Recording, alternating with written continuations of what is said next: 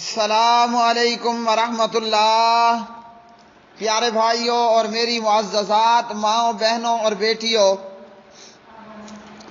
بلوغ المرام کتاب الصلاۃ باب صلاۃ الجماعت والامامۃ، سبق نمبر ہے 86۔ بسم اللہ الرحمن الرحیم۔ عن ابی سعید الخدری رضی اللہ تعالی عنہ ان رسول اللہ صلی اللہ علیہ وسلم رأى فی اصحابہ تأخرا فقال تقدموا فأتموا بی ولیأتم بکم من بعدکم، رواہ مسلم۔ حضرت ابو سعید خدری رضی اللہ تعالی عنہ راوی ہیں، پیارے نبی علیہ الصلوۃ والسلام نے اپنے صحابہ کو پیچھے ہٹتے ہوئے دیکھا تو فرمایا آگے آ جاؤ اور میری پیروی کرو اور تمہارے پیچھے والے تمہاری پیروی کریں۔ تو پیارے نبی علیہ الصلوۃ والسلام نے امام کے قریب آنے کے لیے کہا، نماز با جماعت میں امام کے قریب ہو جانے کے لیے کہا۔ جو امام کے پیچھے ہیں وہ امام کی پیروی کریں اور جو ان سے پیچھے ہیں وہ اپنے سامنے والوں کی پیروی کریں، یعنی جب امام رکوع سجدہ کرے تو پیچھے والے رکوع سجدہ کریں، اور اسی طرح جو پچھلی صفوں میں ہیں وہ آگے والی صفوں کو دیکھتے ہوئے جو ہے وہ ان کی پیروی کریں، اور نماز با جماعت کے اندر اس طرح جو ہے وہ تمام نماز کو ادا کریں۔ اگلی حدیث، عن زید بن ثابت رضی اللہ تعالی عنہ قال احتجر رسول اللہ صلی اللہ علیہ وسلم حجرة مخصفة فصلى فيها فتتبع الیہ رجال وجاءوا یصلون بصلاته الحدیث وفیہ افضل صلاة المرء فی بیتہ الا المکتوبۃ، متفق علیہ۔ حضرت زید بن ثابت رضی اللہ تعالی عنہ راوی ہیں، پیارے نبی علیہ الصلوۃ والسلام نے مسجد کے اندر ایک چھوٹا سا خیمہ بنایا، چٹائی سے ایک چھوٹا سا حجرہ خیمہ بنایا، اور پیارے نبی اس میں نماز پڑھنے لگے۔ صحابہ نے بھی جستجو کر کے معلوم کر لیا اور وہ آئے اور آپ کے ساتھ نماز میں شامل ہو گئے۔ یہ ایک لمبی حدیث ہے، اس میں یہ بھی ہے کہ آپ نے فرمایا فرض نماز کے علاوہ مرد کی افضل نماز وہ ہے جو وہ گھر میں ادا کرے۔ تو پیارے بھائیوں، اس حدیث سے ہمیں یہ معلوم ہوا کہ امام ایک مخصوص جگہ میں خیمے میں ہو اور مقتدی اس کے پیچھے ہوں تو اس طرح جماعت بنا کر نماز ادا کرنا بھی درست ہے کہ امام کے لیے مسجد کے اندر ایک مخصوص جگہ ہو۔ اور اسی طرح اس حدیث سے یہ بھی معلوم ہوا کہ فرض نماز کے علاوہ نفل نماز گھر میں ادا کرنا زیادہ افضل، یعنی زیادہ باعث ثواب ہے۔ اگلی حدیث، عن جابر رضی اللہ تعالی عنہ قال صلی معاذ باصحابہ العشاء فطول علیہم فقال النبی صلی اللہ علیہ وسلم اتريد ان تكون یا معاذ فتانا اذا اممت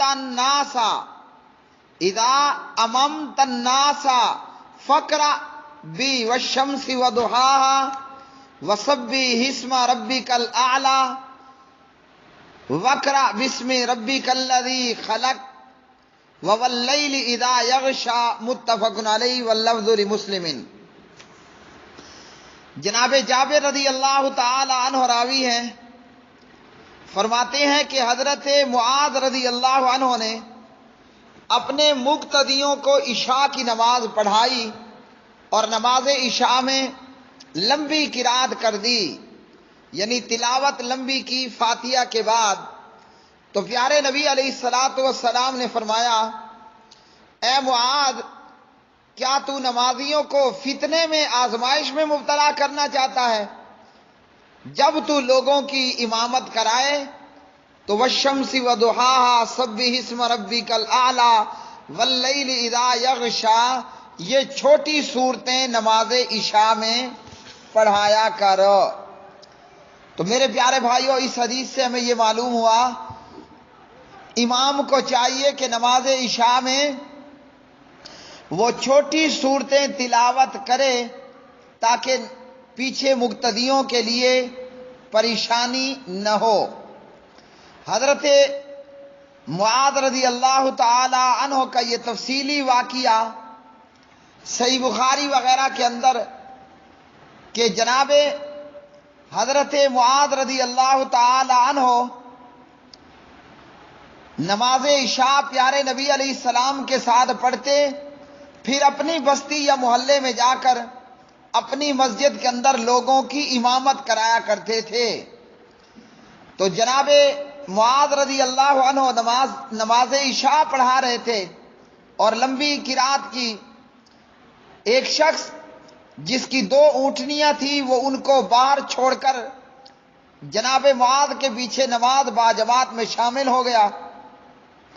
جب اس نے دیکھا کہ حضرت معاذ لمبی قرات کرا رہا ہے تو اس نے نماز باجماعت کو توڑا اور علیحدہ سے نماز پڑھی اور چل پڑا۔ حضرت معاذ کو معلوم ہوا تو فرمایا کہ یہ منافق ہے۔ یہ شخص نبی علیہ السلام کی خدمت میں حاضر ہو کر حضرت معاذ بن جبل رضی اللہ عنہ کی شکایت کرتے ہیں۔ پیارے نبی نے حضرت معاذ کو بلایا اور جناب معاذ کو نصیحت کی کہ عشاء کی نماز میں لمبی لمبی قرات مت کیا کرو۔ صحیح بخاری 6106 اور اسی طرح صحیح بخاری 701۔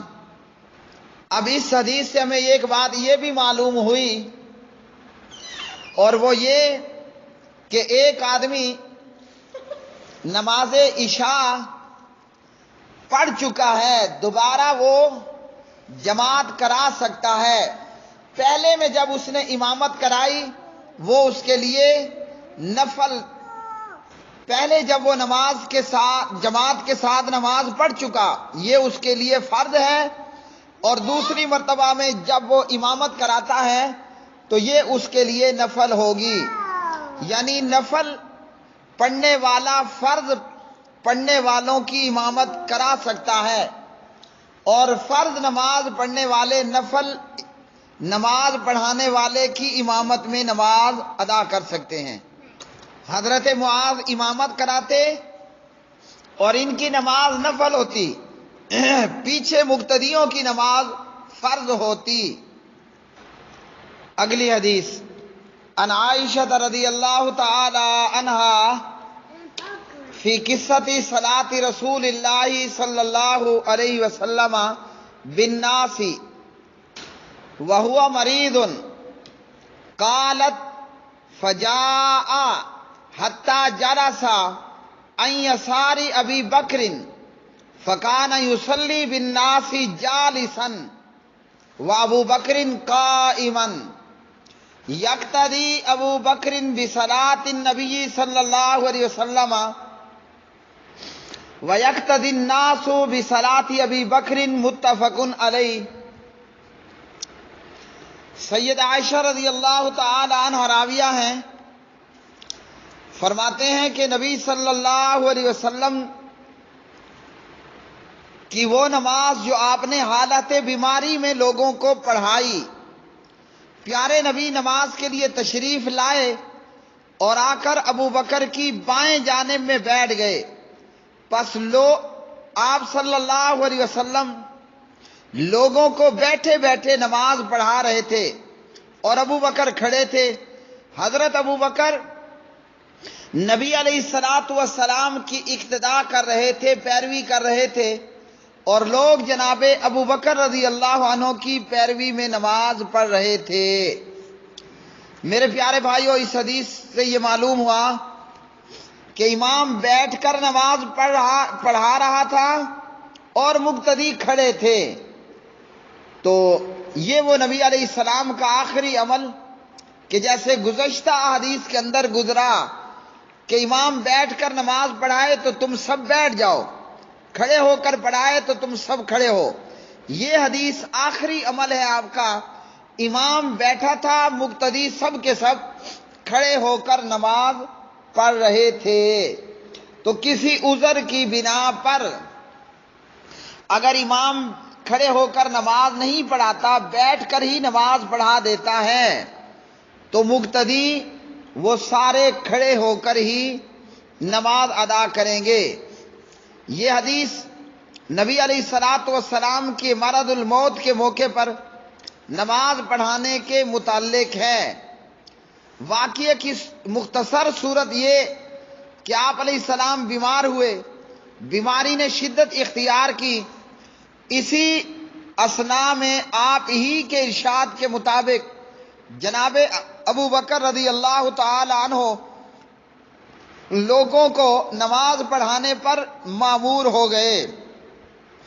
آپ نے حکم دیا تھا مروا ابا بکر فلیصلی بالناس، ابو بکر کو حکم کرو کہ وہ لوگوں کو نماز پڑھائے، بخاری۔ اور آپ ہی کے حکم پر، پیارے نبی علیہ الصلوۃ والسلام کے حکم پر جناب ابو بکر آپ ہی کی زندگی میں مسجد نبوی میں مسلمانوں کے امام متعین ہوئے۔ تو کیا معلوم ہوا؟ خلیفہ بلا فصل، خلیفہ برحق، امام برحق جناب ابو بکر صدیق رضی اللہ تعالی عنہ پیارے نبی کے بعد اس امت کے بالاتفاق پہلے امام اور پہلے خلیفہ، اور جو ابو بکر کو خلیفہ بلا فصل تسلیم نہ کرے وہ پکا بے ایمان۔ تو پیارے نبی علیہ السلام کے حکم پر جناب ابو بکر نماز پڑھاتے رہے۔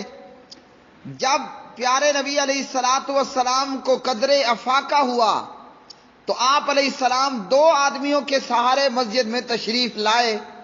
جب آپ تشریف لائے تو ابو بکر امامت کرا رہے تھے، اور پیارے نبی صلی اللہ علیہ وسلم جناب ابو بکر کی بائیں جانب بیٹھ گئے اور نماز پڑھانا شروع کی۔ پیارے نبی چونکہ امام بن گئے تو اس لیے امام بائیں جانب بیٹھ گیا اور نماز پڑھانا شروع کی، اور ابو بکر مقتدی تھے اس لیے نبی علیہ الصلوۃ والسلام کی دائیں جانب وہ رہے۔ پیارے نبی آہستہ آواز سے اللہ اکبر کہتے، اور جناب ابو بکر نبی علیہ السلام کی آواز کو آپ کے بعد بلند آواز سے اللہ اکبر کہہ کر لوگوں تک تکبیر کی آواز پہنچاتے رہے۔ اور اس حدیث سے ہمیں یہ بھی معلوم ہوا کہ پیارے نبی علیہ الصلوۃ والسلام بیماری کی شدت کے باوجود 2 بندوں کے کندھوں کا سہارا لے کر جو ہے وہ نماز پڑھانے کے لیے آئے، اور کہا جاتا ہے کہ یہ پیارے نبی علیہ السلام کی آخری امامت تھی مسجد نبوی کے اندر، یعنی جو آپ نے آخری نماز پڑھائی۔ اور اس آخری نماز میں پیارے نبی ابو بکر کی بائیں جانب، ابو بکر نبی کے دائیں جانب، جناب ابو بکر پیارے نبی کی اقتداء کر رہے ہیں اور لوگ ابو بکر کی پیروی کر رہے ہیں۔ تو سبحان اللہ، کیا خوبصورت نقشہ ظاہر ہوا۔ ایک تو پیارے نبی نے اپنی زبان سے فرما دیا مرو ابا بکر فلیصلی بالناس، یہ آپ کا قول پریکٹیکلی اللہ کے پاک نبی نے یہ کر کے دکھا دیا کہ آپ صلی اللہ علیہ وسلم کی موجودگی میں جناب ابو بکر پیارے نبی کی اقتداء اور لوگ ابو بکر کی اقتداء کر رہے تھے۔ کیا معلوم ہوا؟ ابو بکر متفق علیہ بالاتفاق مسلمانوں کے پہلے امام ہیں، اور جو کالا ایرانی مجوسی ابو بکر کو اپنا پہلا امام اور خلیفہ نہ مانے اس کا ایمان ہی نہیں ہوگا۔ کیوں کہ پیارے نبی علیہ الصلوۃ والسلام اپنی مرضی سے تو کچھ کرتے نہیں، وما ينطق عن الهوى ان هو الا وحی یوحی۔ حق تسلیم کرنے والے کے لیے یہ کافی ہے کہ زبان نبوت سے ابو بکر کو امامت کا حکم ہوا، اور پیارے نبی کی پریکٹیکل سے ہمیں یہ معلوم ہوا کہ ابو بکر اس امت کے نبی علیہ السلام کے بعد پہلے خلیفہ اور مسلمانوں کے پہلے امام برحق ہیں۔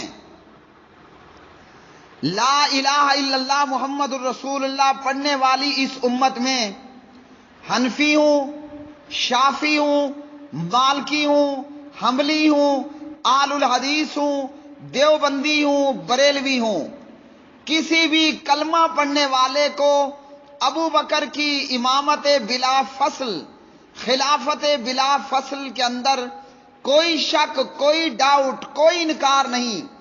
ابو بکر کی پہلی امامت، خلافت بلا فصل پر وہی اعتراض کرے گا جو متے ہی کی پیداوار ہوگا۔ میرے پیارے بھائیوں، آج کے سبق سے ہمیں کیا معلوم ہوا کہ امام کے قریب ہو کر، آگے بڑھ کر امام کے پیچھے کھڑا ہونا چاہیے۔ جو امام کے پیچھے کی صفیں ہیں وہ امام کی پیروی کریں، اور پیچھے والے اپنی آگے والوں صفوں کی پیروی کریں۔